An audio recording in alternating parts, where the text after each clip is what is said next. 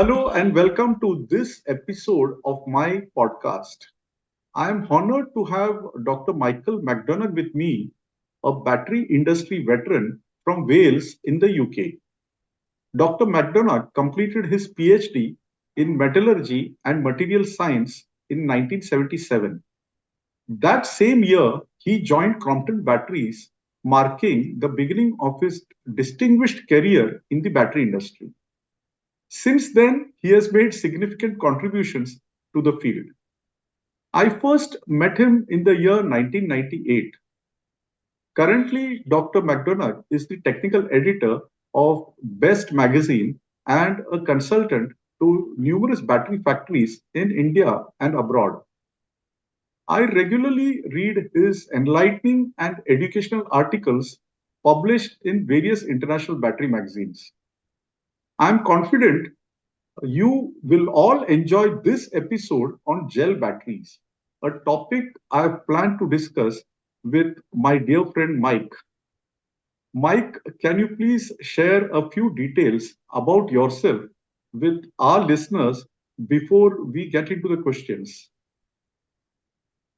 Well, thank you very much for introducing me in this way, Ramesh. As you know, we've known each other since the late 90s, I would say. Yes, And working with you has always been a pleasure. We do go back a long way, and we have some common history as well. yes.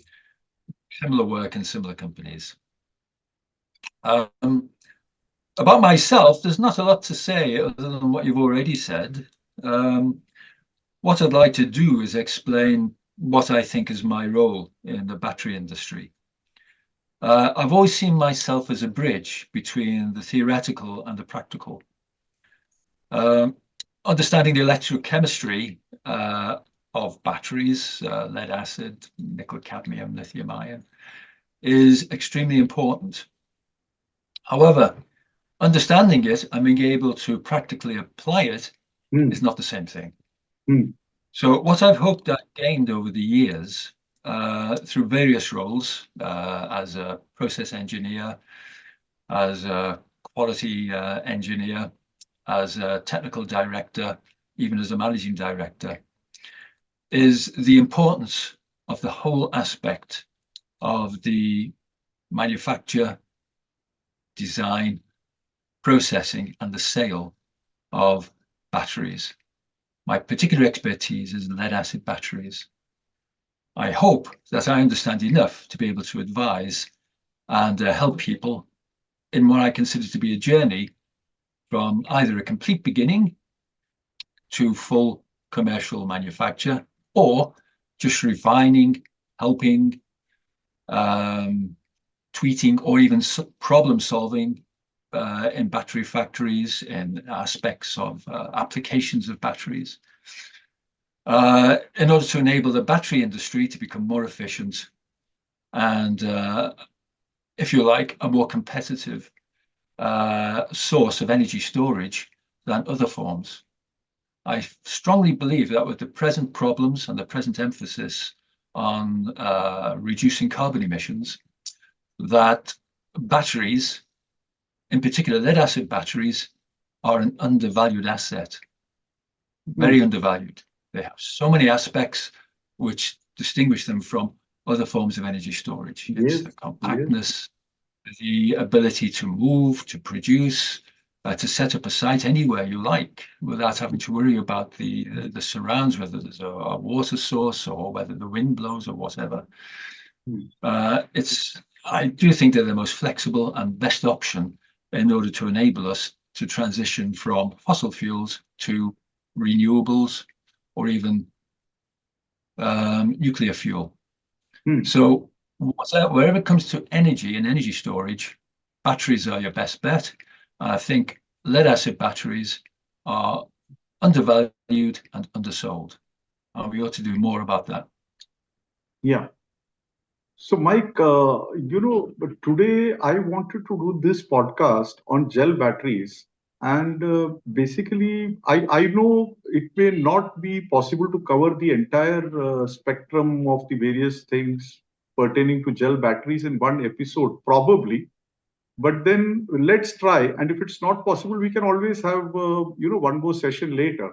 But starting this episode, I would like to ask you, how exactly is a gel battery different from flooded electrolyte batteries? I mean, with respect to the process of manufacture, especially. And why I'm asking you the process of manufacture mainly is because there are a lot of people who are making flooded electrolyte batteries who are keen on starting gel batteries too. And with the BESS and all coming up in a big way, with data centers requiring a lot of backup, stationary batteries and especially gel batteries are something that people are thinking will be able to stand up to the new technologies like lithium ion and all that. Because if the maintenance aspect of a flooded electrolyte battery is removed, a lead acid battery is a proven technology. It's robust, it's safe, it's recyclable, it's more economical, and all these aspects come into play. So I was, just wanting you to dwell more on those areas where these batteries differ from the flooded electrolyte batteries. Well, first of all, your Hmm. initial comments prove one thing. You don't want me to put your audience to sleep, okay? I Oh, understand yeah. that. Okay. The second part, you seem to have answered part of what I was going to say anyway. So it's a very good summary and it's an excellent question. Hmm. Um, right, let's start from the beginning. As I recall your question, what's the difference between a flooded battery and a gelled electrolyte battery? The clue is in the name, frankly. The electrolyte is immobilized, Hmm. and it's immobilized by use of a silica powder. This Hmm. is a very finely divided form of silica. The most Hmm. common form is silica, produced by a heating and melting process. Hmm. This has an extremely small particle size, somewhere between 5 and 40 nanometers, compared with microns for the normal particle sizes we're talking about with active materials. This means that when you start to use it, there are certain caveats and there are difficulties in changing it into a form to make an electrolyte. Hmm. The difference between the flooded battery and the gel battery manifests itself in the way it performs, as well Hmm. as the way you have to manufacture it. Hmm. The original purpose of a gel battery was just to immobilize electrolyte. I, Hmm. I know Sonnenschein in the 1950s Hmm. Hmm. introduced the first commercial version of Hmm. this. Its history probably goes back to the 30s, Hmm. where people were looking at ways immobilizing electrolyte, particularly for moving items, handheld Hmm. equipment, Hmm. walkie-talkie radios, carrying a Hmm. backpack with a battery, this sort of thing. Um, However, what was not realized at the time, and this is typical of many, many lead-acid battery innovations, what was not realized is that the immobilization process would lead to a recombination process Hmm. Hmm. within the Right. battery. So the advantage, more than just immobilization, was the fact you didn't have to top it up with water. Hmm. So it was a double advantage, but this advantage wasn't realized until later after the battery had been in use for a while. Hmm. So the difference for the user is that you don't have to top it up with water. That's number Hmm. one. Hmm. Number two is that it does not emit very high levels of combustible gases. Hmm. The I'll come into this in more detail when we get onto the second podcast, because I think a second podcast is worth having. But for now, we can just say that the gaseous components which are produced by electrolyzation of water Hmm. during the charging process, particularly on Hmm. overcharging, are able to be contained within the cell, available for recombination. Hmm. Whereas in a flooded cell, this gas would form bubbles, which would rise to the surface. They couldn't Hmm. move sideways, electrode to electrode, because of the basic physics of bubbles forming in a liquid. They'd float to Hmm. the surface, they're gone. And then they're vented out, and that's how water is lost. With a recombination type battery, with a gel battery, the gases are trapped within the gel and they're able to move through the gel by a combination of the cracks in the gel, which the gas diffuses into a crack, builds up pressure inside. That pressure then forces more diffusion to the next crack, until it moves from one electrode to the other electrode. Even though you might have two electronegative components together, which would normally repel, it actually doesn't matter because the driving force is the diffusion and the concentration gradient. So for this reason, we're able to get recombination. For the user, this has remarkable benefits. Two things happen. One is you retain the gases, and they recombine to form water. The details we go into, as you say, at a later date. The chemistry we go into at a later date. That's one thing. But the second thing is, particularly for gel, is that it has a higher heat enthalpy, so that it can absorb heat and it can disperse heat. Not as good as a flooded cell, but certainly better than an AGM. It has a greater heat capacity. More suitable for a tropical, climate compared to an AGM battery. Comparatively, it would be more suitable. It's not. You can't say it's immune to heat. High levels. No, it's not. And the recombination process itself will reduce heat, produce heat.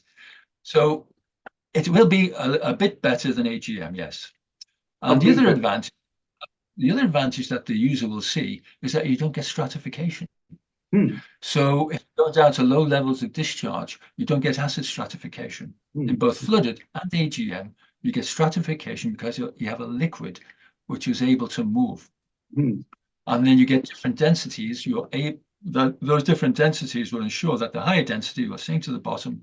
Yes. And because with AGM batteries and gel, you don't go to a high enough voltage on charging to produce a gas that mixes it. The gel is superior for those two reasons. And it's one of the reasons why you have deep discharge capability with a gel compared with, say, an AGM. Okay. Is the alloy different? Is there a big difference, did you say? No, is the alloy different? You use calcium to get the alloy, yes. To get the higher voltage? Yes. In both positive and negative. The alloy is different. Yeah, the alloy is different, and there is for the positive and the negative. Gel and AGM, most VRLA batteries, including flooded VRLA batteries, use a lead calcium based alloy. This is the only reason for this is because you remove antimony. Yeah. Antimony, when it's added to lead, actually lowers the voltage at which hydrogen and oxygen are produced on the electrodes. It has a catalytic effect on the production of these gases. By removing it, you raise the hydrogen and oxygen over voltages, so these gases are produced at a higher level, a higher voltage. This leads to other problems that you've probably heard of when you get barrier layers, as they're called. And you get a difficulty when you deep discharge. You can't recharge the battery because you get a sulfate layer, which is in fact a passivation. It will not electricity. It will not conduct electricity. It forms this barrier layer, non-conductive barrier layer. Voltage barrier. Well, it's a barrier to recharging because it doesn't conduct. Therefore, you can't get the electricity from the grid through to the electrolyte to kickstart the recharging reactions where you're converting the. It was called the antimony effect. So in order to get over that, sorry. Yeah, but then you have tin and aluminium, right? You add tin. Well, aluminium really is to protect the calcium when it's being produced. Yeah, when it's in the melt, you will lose calcium because it's a highly reactive material. It's in the same group as lithium and under the reactive metals. What you the big breakthrough was found by a Prangaman in the Hmm. 1970s, where he added tin Tin. to the alloy. Tin actually forms an oxide, which is a semiconductor, and that gets incorporated into this barrier layer, into this sulfate layer, and allows conduction from the electrolyte through to the grid. Hmm. So the addition of tin, and we're talking about levels up to 1 to 2% in the positive, Hmm. will prevent this from happening. Hmm.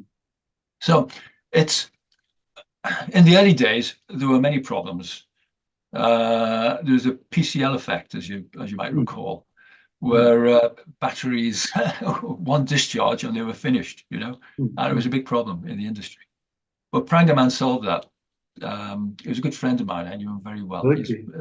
He was a metallurgist in the battery industry. He Okay. really got everything right. Hmm. So thanks to his work, battery technology progressed. We were able to get into other methods of production other than casting. We got into strip casting, into wrought grids, Hmm. into punch grids, all Hmm. because we could use sorry, not aluminium, Tin. lead calcium Tin. tannizers, which were more flexible process, didn't suffer from hot tearing or cracking like Hmm. tin alloys did. Hmm. So you're absolutely right. The other difference, apart from the electrolyte, is the grid alloy. And it's impossible to make a VRLA battery unless we develop these lead calcium alloys Hmm. to remove the antimony and to still have grids which were processable through the Okay. rest of the manufacturing Okay. of the lead acid battery. Hmm. So, what other areas other than the alloy changes when you come from flooded to gel in the Okay, process of we've got the manufacture alloy. mainly? Well, apart from the process, the physical thing is you have to have a non-return valve on the top of the cell to keep the gases in. Basically, it's a pressure relief valve, Hmm. the 1.5 2 psi pressure. So it has to vent just in the case of overcharging, when you can get too much gas produced faster than it can recombine. You have to let it out, otherwise you get bulging of the cells, and you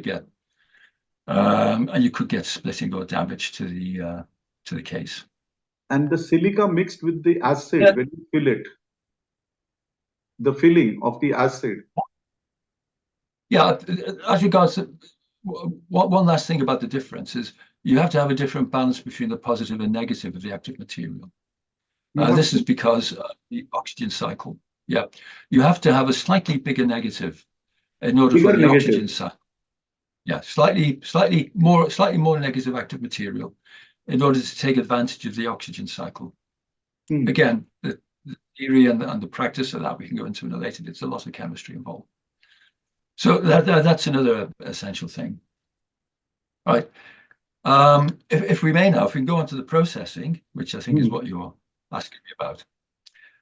Yeah, there are significant differences in the processing. Hmm.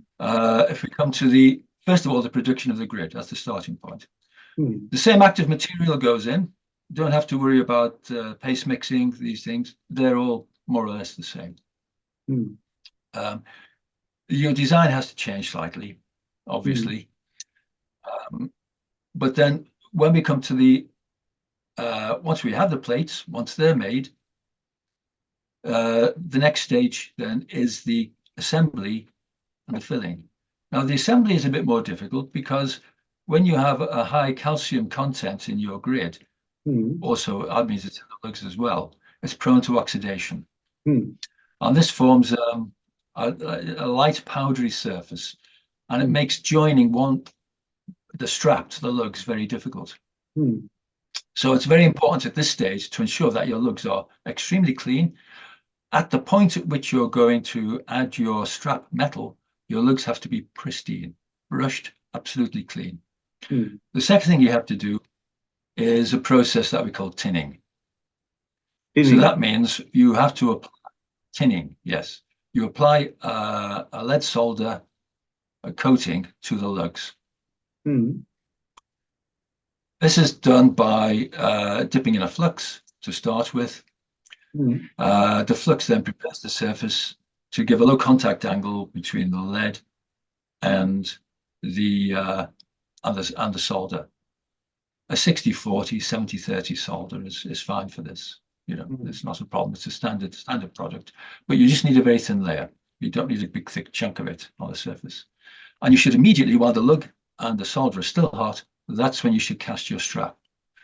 Now, this can be either a hand process, a vertical hand process, where you use a jig and the lead is melted in by hand, or you can use a cast-on strap process where the group is turned upside down and dipped into a mold. In both cases, you need to have a suitable strap alloy. The most common is high tin lead alloy, which is used for these processes to make sure you get good wettability between the strap and the lug. This is critical. If you get these processes wrong, or you don't tin properly, you don't get a good contact, you can actually get plates you can pull out with your fingers from the strap. Very easy in that situation. And you have to keep your processes absolutely the same all the way through. That contact angle is critical. That contact angle between the strap and the grid will determine the internal resistance of the battery. That will give you, apart from the electrolyte, that will give you your highest point of resistance. This has to be absolutely perfect. So you're talking about both AGM and gel batteries, or only about gel?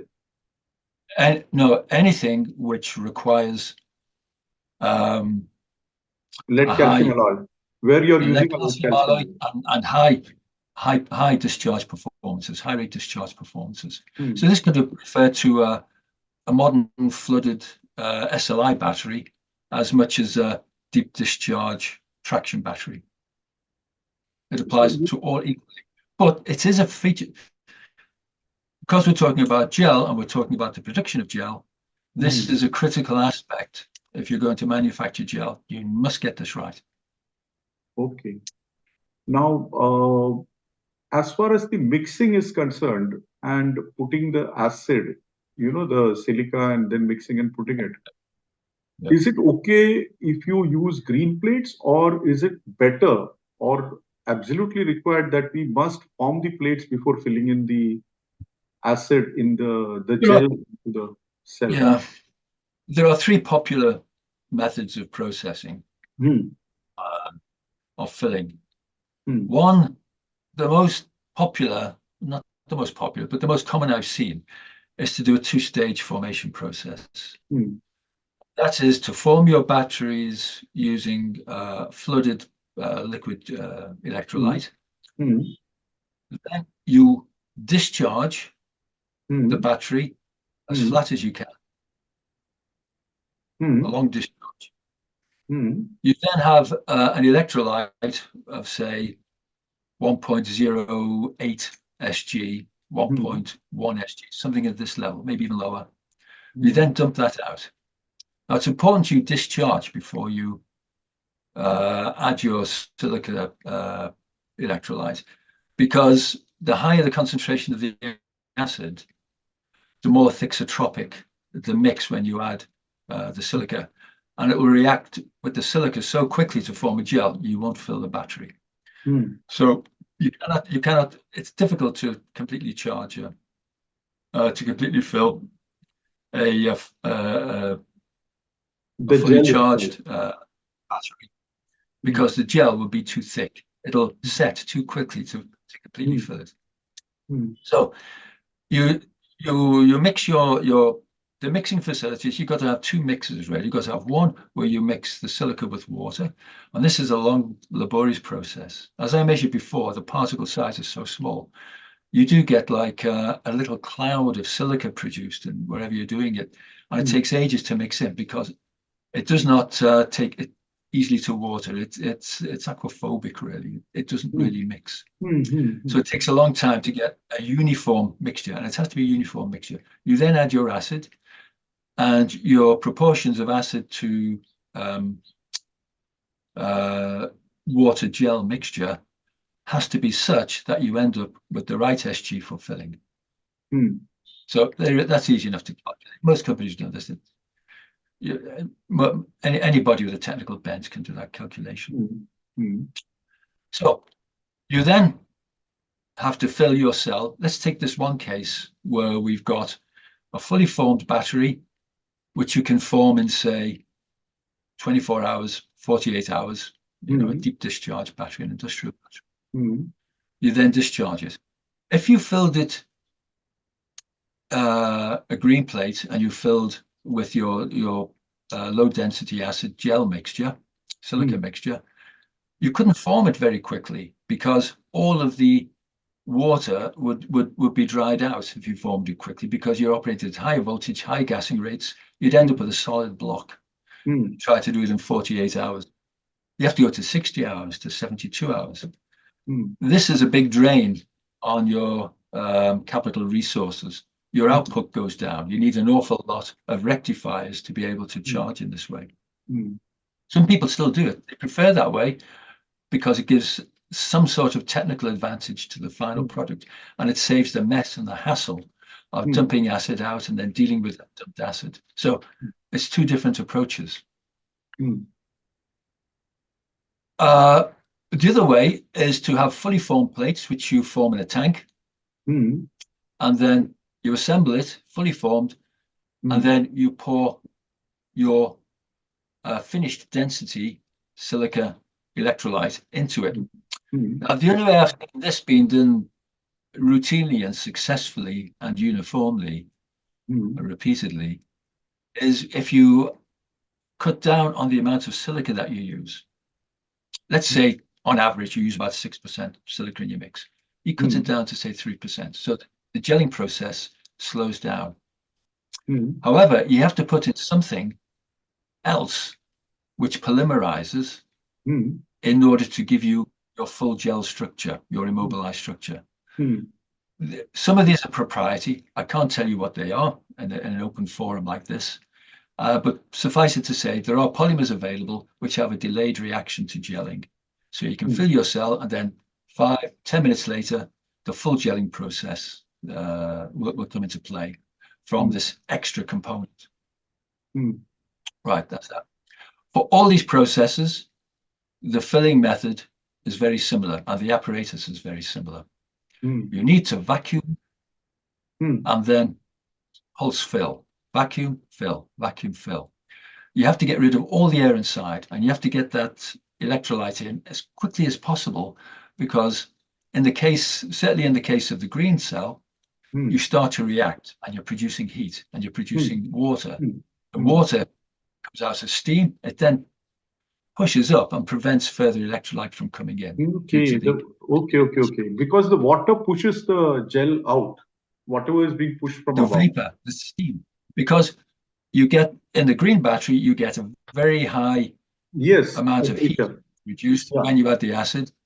So the water turns to steam. That steam then prevents acid from going further into the cell, so you don't get it down into the bottom of the cell. So it's very important that if you're going to do that way, you have to have something in place to keep everything cool, and also you need to make sure that you use a really fast vacuum pulse system. But when you say have to use a vacuum pulse, you vacuum and then push it, vacuum and then push it. You can't do vacuuming in so many stages, right? Oh yes, you do. I mean, there's many proprietary pieces of equipment on the market. You don't suck the gel back out. You make sure that the nozzle is far enough away from the electrolyte. You have to have a pause. You vacuum it out, and then what happens is if you take a perspex block with your plates in and you fill it, you can see the reactions going, and you can see how the gel fills up. I've done videos of this in the past. And you have to get it right into the bottom of the first shot. So you have to really have a really low pressure compared to the atmospheric inside. And then you have to have a high pressure pushing your electrolyte from the other side.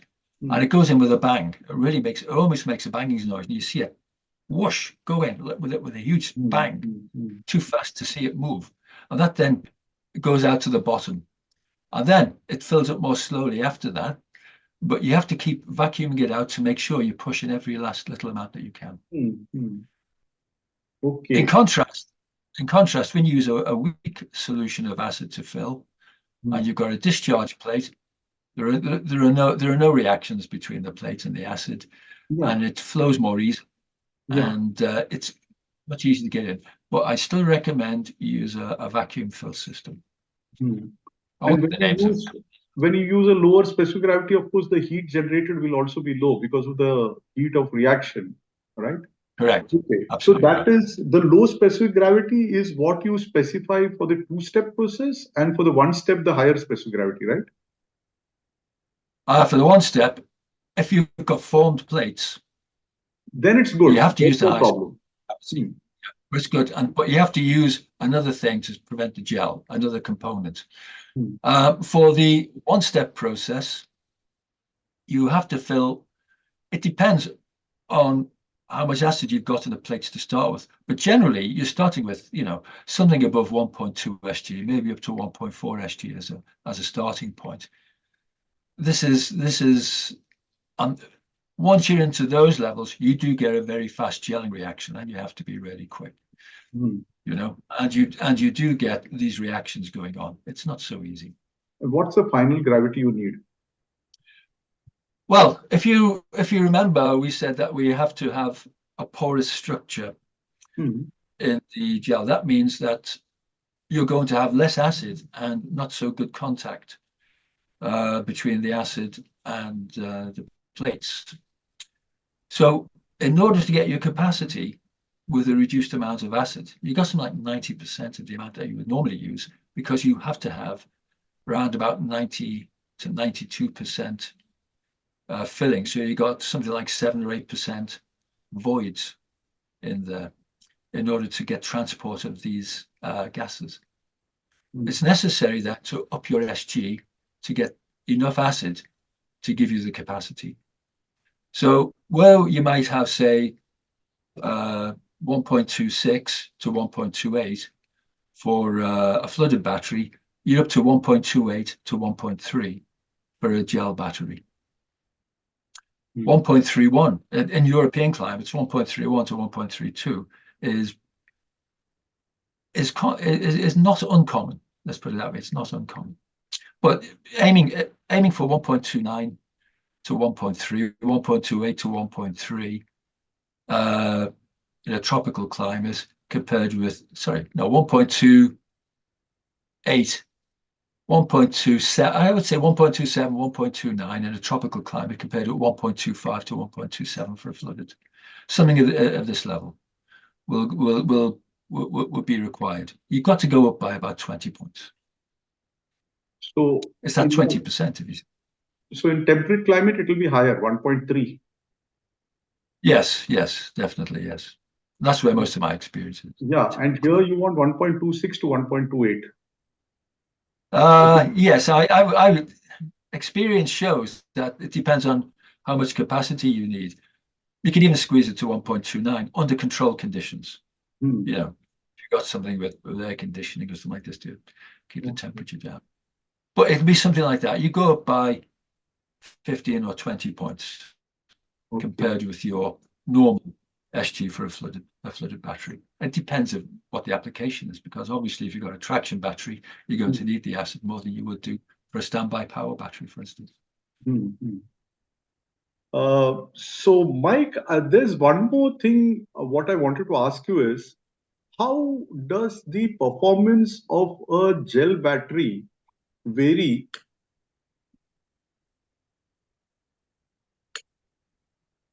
How does it vary? Yeah, with respect to a flooded electrolyte battery, I mean, yeah. in respect of depth of discharge, Yeah. etc. Okay, yeah. Right, well, if you look at a deep discharge traction battery made with conventional flooded materials, the acid, the separator, everything else, you will get something like at 80% depth of discharge, you should get more than 800 cycles. depending on the design, what it's meant for. If it's a really deep discharge, you should get 1,500 deep 80% discharge cycles. With a gel, because of the differences in the electrolyte and the alloy, you normally go down to about 75% to measure the number of cycles. At 75%, you will get 1,000 cycles. There's no question about that. You will do it, as long as the temperature isn't too high and you don't get corrosion, this sort of thing. But like for like, you can look at, say, 1,200, 1,500 cycles for a flooded battery at 80%, 1,000 to 1,200 for a gel battery at 75% depth of discharge. So compare that with an AGM, for instance. If you go below more than 60% with an AGM, if you went to 75%, you get very few cycles, more in the region of 500 or 600, maybe 700 if you're lucky. That's a practical experience. This doesn't come from laboratory data. That's sort of my practical experience.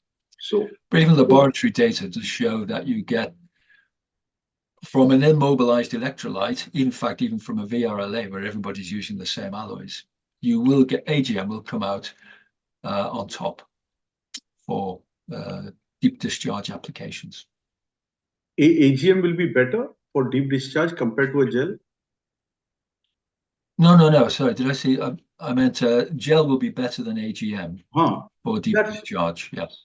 Yeah. So a gel is better than an AGM, but of course the flooded electrolyte is for deep discharge.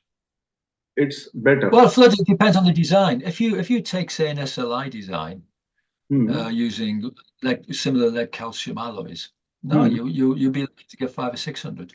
It depends on the design, as I said, and so you've got to put in more materials then in that case, right?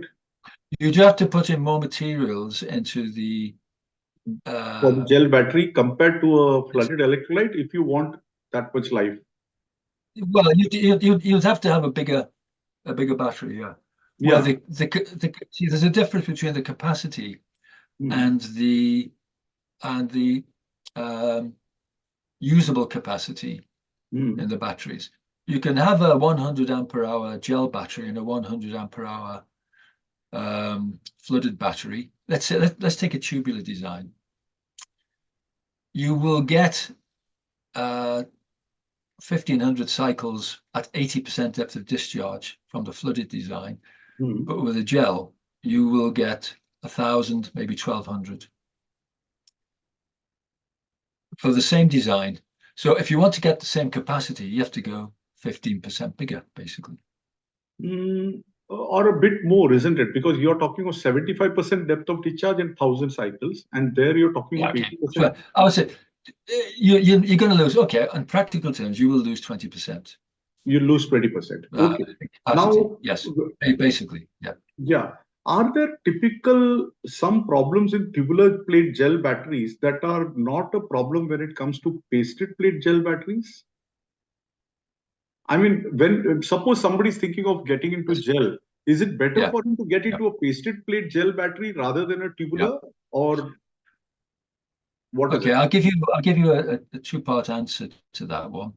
First of all, there's the ease with which you can fill a cell, tubular compared with flat plate. Tubular is the easiest to fill with a gel compound because there's so much space between the tubes for the gel electrolyte to flow down.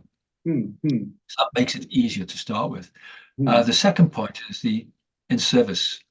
When you get a deep cycle battery, you get expansion and contraction of the positive, which causes shedding. With a tubular battery, you've got the multi-tube, which is holding the material in place to prevent shedding. The flat plate, you don't have that. So you need to go one extra component in the flat plate gel, and that is, it does perform better if you have some compressed glass mat on the side of the positive. So that puts pressure on the positive and keeps the active material in place. Also, the active material gets woven into the mat. It's the same if you had a flat plate flooded battery. If you Hmm. have some sort of Hmm. glass mat pressing against the Hmm. positive, it Hmm. helps to prevent shedding. But you can't have the same type of glass mat because the electrolyte has to flow, it has to go between the separator and the plate. But you can use a thinner separator with a gel. There's less chance of dendrite growth and this sort of thing. Hmm. But the other thing you've got to have is it's also very important to have ribs on the negative side, reasonably good sized ribs on the negative side, so that the gel can flow between the plate and the separator. So you don't need, I mean, are you talking of cannelure on the negative and rib on the positive, or you're talking of rib on the negative and nothing Oh, on the yeah. positive? The shape of the rib, I'm not too concerned about. You do have to have more space. That's what I'm saying for the gel to flow. So the height of the ribs or the cannulures, as you say, must be a bit bigger. We've got maybe a 0.2 on the negative, go to 0.4 or maybe 0.5. That's what I'm saying. Okay. So Just to you just to want a allow the rib on the flow. negative. Do you want a rib on the positive also? Yeah, yes, you can have rib on the positive, but you must it makes it better if you've got the glass mat Hmm. to put pressure on the positive. Otherwise, you've got open spaces between the rib and the positive. So if you can get down, let's say you've got a 0.7 mm back web, get down to 0.4, 0.5, provided it'll withstand the oxidation. Then that gives you more scope to put a bit more height on both sides of the separator to allow more flow. You're talking of the back web, and what about the main web thickness? The thickness of the separator. It's okay with a point four. Well, it depends on the design. Let's say you've got a 1.3 mm separator. Hmm. I mean, with a tubular, that would be normal. With a flat plate, you're probably up to 1.9, maybe 2 millimeters. But if you've normally got a back web of, say, 0.7 for oxidation reasons, if you can get Hmm. down to 0.5, that gives you 0.2 more space, either on the negative or the positive, to put your electrolyte. So you would say it's okay to use a thinner separator for the tubular and a thicker one for the Depends. pasted? Depends. Yes, a wider separator, not the back web. And what about? But you have to use a thicker separator anyway, generally, because you got maybe a 5 or 6 mil positive compared to the 9 mil positive for a tubular. So it has to be bigger anyway. What I'm saying is that you have to put a bit more space on the negative side in order to allow good flow of the electrolyte to make sure that the gel gets right down between the separator and the negative. Okay. Now, how are Or these in cases, let's say a monoblock where you might only have a 1.4 or 1.5 millimeter separator, if you Hmm. can reduce the back web. But bearing in mind the oxidation, degradation of the back web, Hmm. you've got to look very carefully at the type of separator you're using. Okay. That is monoblock, basically monoblock deep cycle. You're talking of golf cart and the Yes. scrubber sweeper batteries and all that, right? Well, let's be honest, Ramesh. You've got more experience on these batteries than I have. You used to make them. Okay. Don't. I'm here asking So you questions now, Mike. you know the design as well, if not better than me. Okay. This is for the benefit of the listeners. Okay. Okay. Okay. How are these batteries to be inspected since the specific gravity cannot be noted? I mean, are you going to inspect it in the same manner like the VRLA, or is it something different from a VRLA? No, it's the same as the VRLA. You've only got two options. You've got voltage and you've got impedance. They're the only two things you can look at, really. So, and that's what you use. You use the voltage to look at the state of charge. Hmm. That's why it's important to control your acid density. So the acid strength will give you the voltage. And a higher acid strength will give you a high voltage, even though the battery might be slightly discharged, compared to a battery that's at a lower starting point. So you have to be aware of what the fully charged state is, the voltage is. But it's a reasonable indication. The other But looking at, say, an impedance check, now there are plenty of impedance meters around. These are designed to give you a state of health and state of charge indication as well. These days, they work pretty well. When they first came out, I was very skeptical, but there's so much experience under the belt of these manufacturers now of the meters that they're reasonably accurate. But that's really the only way you can do it, other than a discharge test. And when you've been in the field, as you know, I have, checking UPS systems and things like this, and you're trying to reach, you're at arm's length trying to take a reading. You can't do a discharge test. You have to use a meter. Okay. And when you mix the electrolyte, suppose you have an electrolyte of 1.290 and you mix it with the silica and whatever the additives you said, the proprietary additives, does the gravity go down? Does silica have a role to play in reducing the gravity, or does the gravity, we presume that the gravity remains the same? Because once mixed, we can't measure it, right?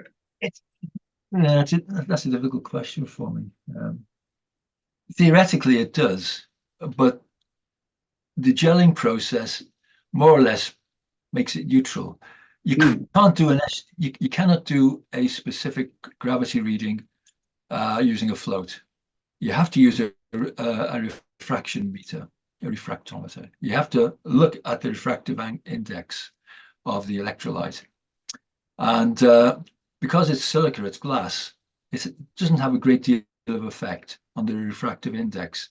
The acid has more of an effect. So it's reasonably accurate using a refractometer. If you want to do that, Is it possible to do it by the you can do a density test. You can do a density test. Yeah, the weight method. The weight method. Yeah, you can do it that way.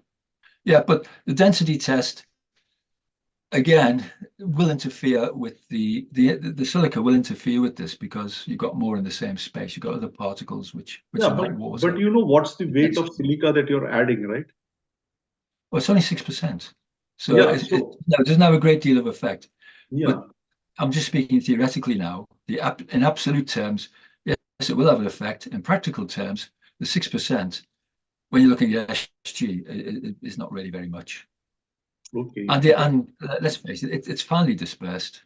It doesn't really have a great deal. And silica does not have a high density anyway. Do these gel batteries also need to be used necessarily in a AC environment, or you find them very suitable for remote area solar applications where the batteries are kept in the open?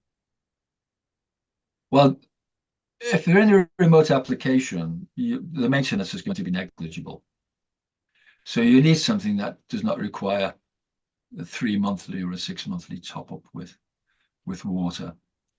Also, if you want to get your LCOS, the levelized cost of energy storage, down to a minimum, having a competitive battery in place, then you really need something that requires minimum or zero maintenance. So from that point of view, a VRLA battery is better. But certainly AGM will perform very well in remote locations because it has a greater tolerance of heat variation than, say, an AGM. So a gel battery will outperform an AGM and will also outperform a flooded in terms of the amount of maintenance it needs and its ability to withstand greater temperature variations. Yeah, I understand in terms of maintenance, it will be outperforming the flooded electrolyte. But whether in terms of life, will it outperform the flooded electrolyte? Because you cannot add anything into the gel battery, right? Or the AGM battery. No. Well, theoretically, again, you can, but practically you couldn't do it in a remote location. No, you need specialized equipment to do it. You've got to discharge it, recharge it, and keep it. So yeah, all these things would be necessary, but in a remote location, you want to fit it and you want to forget it. And again, if you're looking at monoblocks, for instance, your gel battery will give probably at least the same number of cycles, if not more, than a flooded counterpart. Will the gel You think the gel will give as much life as a flooded in the monoblocks? I Depends on the design. If you say, yeah, we're going to top up the battery, hmm, then you're going to have, yeah, you'll have a battery with a longer life because you probably get, say, 1,500 cycles rather than 1,000 cycles. But if you've got to maintain it, in practical terms, the maintenance isn't that good, and you do on average get a lower life. hmm. So probably a auto-filling system fitted to a flooded electrolyte will definitely be superior. Because Yeah, the only it will. maintenance Yes, which will yes, require, yes. yeah, Yeah, it will be superior. yeah. Yes, a very simple answer to that is yes, it will be, depending on the design. Really, one that's designed for deep cycle, like the sort of things used to make 6 mm multi-tube, low antimony. Yes, you'll get a better cycle life. Hmm. Okay. So, Mike, I do have a few more questions, and I know for sure that the charging method in these gel batteries are very important. And of course, recombination is another theory. But then I think we should, probably do one more episode more on that aspect. What do you say? Oh, I agree because it's one aspect that I want to talk about a lot more. Hmm. How to look after these batteries, how to treat them properly, and how to get the best life out of them that you can. Hmm. Hmm. If at the same time, if you don't mind, Ramesh, we can also come on to the actual maximizing the efficiency of the battery, Hmm. and how we can possible to outperform lithium battery for a much lower cost. Yes. That's of great interest to everybody in the lead acid battery industry anyway. That's right. And I think we ought to save this to another podcast. Yeah. I'll So be happy because there's a lot to talk about there, as you know. yes. So I'll end this episode, Mike. Thank you very much. I'm sure our listeners will enjoy this episode a lot. And the only challenge I foresee after this episode is securing your time for another one on a different and equally fascinating topic also related to batteries. The second episode, anyway, you've sort of promised to me, so that is there. But I'm Okay. talking of other episodes on other things like alloys and something else, which Ramesh. I'm very eager to do more episodes with you. And I'm Okay. hopeful you'll find some time for me in the future. Well, it's true. I am very my time is very limited. That's very true. However, I don't think anybody else could talk me into it other than you. Okay. Yeah. So, and Mike, thank you very much for being part of this episode series. And Yeah. I would like to thank my listeners who have tuned in also. So, Yeah. anything Okay. else, Mike, you want to Well, say? it's been my great pleasure to do this interview for you, and it's been a long time coming. Yeah. Time's always been a problem, but I hope for the future, we can get together again and have some more interesting discussions. Yeah, we should. Thank you very Yeah. much, Mike. Thanks a lot. Thank you very much. Bye Thank bye. you. Bye. Bye.